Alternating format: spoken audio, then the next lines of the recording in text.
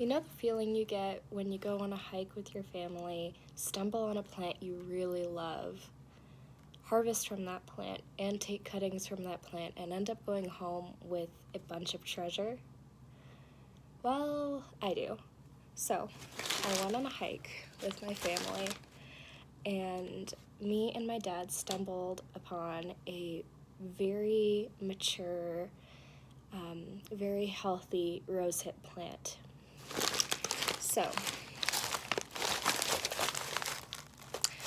we harvested a lot of rosehip berries. Now, rosehips, Latin name, Rosa canina, is very high in vitamin C. The rosehip berries are very high in vitamin C. Now, these berries have 20 to 40 times more vitamin C than oranges. So that's a lot of vitamin C. So I ended up harvesting a good amount of berries, and I can use that for tea. Some people use it in different creams as well because of the vitamin C content for like facial creams and different skincare products. Now, I also ended up taking a cutting from this plant because it was very healthy. So I ended up cutting a 5-foot branch off of the plant.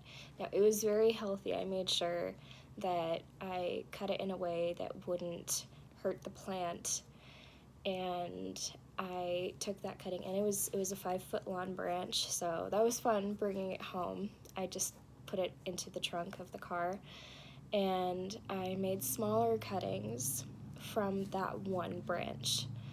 So after I cut it, I ended up putting it into a pot.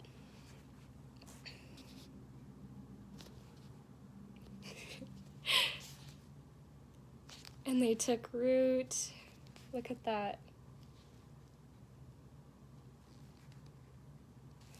Now, rose hips have been one of my favorite herbs to work with, specifically because of the vitamin C levels found in the fruit.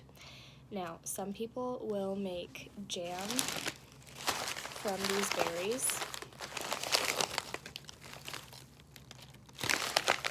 They'll make jam from the berries.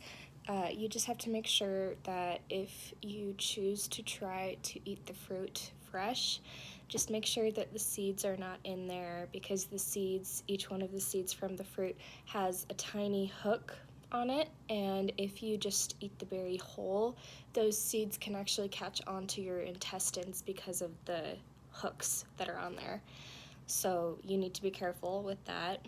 And it's the same thing with making tea. Make sure you strain the tea if you're using rose hips, and make sure you strain it as well because it has little hairs on the inside of the fruit, and you don't want that to irritate your throat.